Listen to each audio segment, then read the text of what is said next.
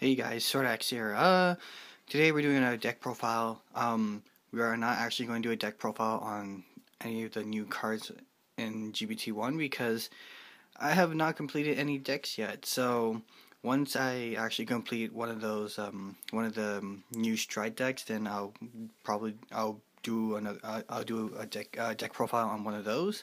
The closest one is almost being finished is my Nova Grappler one. I'm just missing 3 cards. So yeah, once I get those 3 cards, then I'll do a deck profile on the Nova Grappler Stride. So for this video, we're going to do another Legion deck. This deck is actually not played at all, because we're focusing on the Genesis Witches, which not many people will actually play because Yggdrasil is the better Legion of Genesis. But since there's a lot of witches in the extra booster, might as well make a deck out of it. So, like I said before, this is the Genesis Witch Legion deck profile. It's not mixed with the Shadow Paladin, it's just pure Genesis cards. So with that being said, our starting Vanguard is Vivid Rabbit. Oh, light. Yeah. So Vivid Rabbit is the grade 3 searcher. So obviously it's Karen plus 1, move it into soul, then you can check top 5 for grade 3. Run her instead of any of the other starter is because I think there's like a certain grade 3 you want to get to first before writing Mint. So yeah, grade 3 searcher for grade 3. And yeah, grade 3s, we run 4 glare 4 White Snake Witch Mint. She is the main Legion, but she's not the first. But she's not the grade 3 you want to ride first. It's the other grade 3 you want to ride. But Mint's ability is Soul Blast 6 when this unit attacks the Vanguard. If this unit is in Legion, you may pay the cost. If you do, until the end of the turn, this unit gets plus 10k, and a continuous ability, which is all your rear guards with Witch in his card name in your front row get plus 5k. So she'll be in Legion. If you do Soul Blast 6, then you will be attacking for at least 30 without any boost, which is pretty good. So they're going to have to drop at least 20k for 1 to pass or perfect guard the attack. And yeah, and then your whole front row gets plus 5. Your front row rear gets plus 5k. So big numbers in the front row. So even if you have like triggers out, as long as they have witches in this name, in her name, it'll probably be attacking for at least 10k if you have a trigger out in the front row. If you have it for some reason, I don't know why you would have a trigger in the front row, unless you're playing against the Shadow Paladin witches, which forces you to bring out your trigger. Then yeah, but yeah. Anyways, her second ability is Karen plus 1. If you have another unit with Witch in its card name in the middle column, you can soul charge 3. So obviously with this Genesis Roots, it's all about soul charging, and you're going to need the soul since her first ability is Soul Blast 6, which should be easy to get with a lot of the cards in this deck. So yeah. Then the second half of the grade 3s, we run glare again. Witch of Eagles Fennel. So she is the preferred first, the grade 3 you want to ride first, because she has a lot of potential for soul charging. Well, when you ride her, it's you can soul charge, but we'll get to that in a bit. So her first ability is you Soul Blast 3 during the turn that this unit Legion. At the end of the battle that this unit attacked the Vanguard, you may pay the cost. If you do, look at the top 5 cards from your top of your deck. Search for up to 2 Witch cards. Among them, reveal them to your opponent, and then put them into your hand and shuffle your deck. So basically, she's all about when she well, I'm losing train of thought here, but yeah, so basically when you attack and you can pay the cost, and then you check top 5. Then you can choose any 2 witch cards from the 5 and put them into your hand. So this is really good. So you can pick up a perfect card if you manage to draw one out of the 5. You can maybe if you didn't have mint at the time, you can pull mint from the top 5 and then put that into your hand. Yeah, and most of the cards in your deck should be witches, so it should be fine. You should always at least get to have a witch there.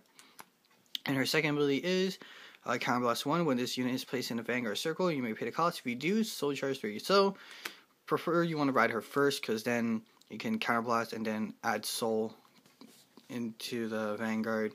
So then when you ride Mint, you should have at least 6 to activate her Soul Blast. So yeah. For grade 2s, we run 4 Black Snake Witch Chicory. She is the mate to Mint, so obviously you want to run 4, and she is the 12k beater of the deck, so she gets plus 3k when you have a Witch Vanguard and when you attack. And yeah, nothing much else to say about her. And like 12k beaters are usually good, so there. And finally, our next set of grade 2s I run 4 Witch of Golden Eagles Jasmine. She's a pretty good 9k attacker, but the ability she has is Counterblast 1. When this unit is placed on the rearguard circle, if you have a Vanguard with Witch in its card name, you may pay the cost. If you do, Soul Charge 3, and she gets plus 3k. So on the turn that you call her onto the rearguard, you can pay the cost, which is Counterblast 1, and then Soul Charge 3, and then she gets plus 3k for that turn. So for the turn that she is called, she will be a 12k attacker if you pay the cost. Yeah, and she's also good for Soul Charging, so because you get Soul Charge 3 when you activate her ability. So yeah, building up Soul for Mint, and yeah, and there's a lot of cards in this deck that actually Soul Charges. So you don't always actually have to ride Mint first, Fennel first, but if for some reason you can't get enough Soul, then you should ride Fennel first to get that Soul Charge 3. And, oh yeah, last pair of grade 2s, we run 3 Witches of Ravens. I'm going to butcher her name. Chamomile. I'm sorry for butchering your name. So, she's a 9k attacker, but her ability is pretty good for getting more attacks in. Her ability is that when she is put to the drop zone, from the Soul, you can Counterblast 1, and then instead of putting her into the drop zone, you can call her to a rearguard circle, and it is now open rearguard, so you can replace a rested rearguard, and then you have one more, and then you have her to attack with, and yeah, pretty good for multiple attacks, and you'll be probably Soul Charging her out because of Mint's ability. For grade 1s, we run 4 Witch of Peaches, Bellini. Yeah. So she is the 10k beater. She gets plus 3k when you attack and you have a Witch Vanguard. And nothing much else to say about her. Oh, you guys saw the next card. We run 3 Witches of Orange, Valencia. So her ability is when she is Soul Charged from the Soul to the drop zone, you can Soul Charge 2. So yeah, she helps you with Soul Charging when you Soul Charge her out. So essentially when you put her to the drop zone from the Soul, you basically get 2 back, which is really good to build more Soul so you can activate more abilities.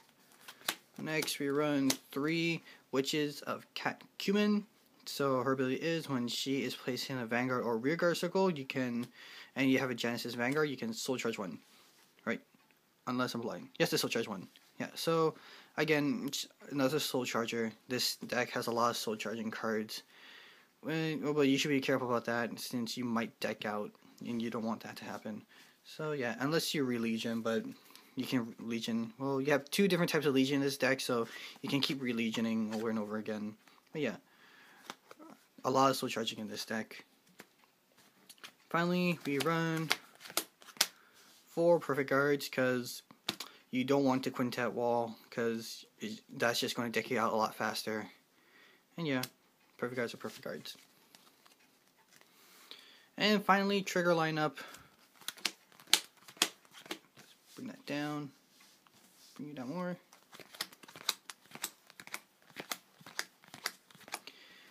"12 crits.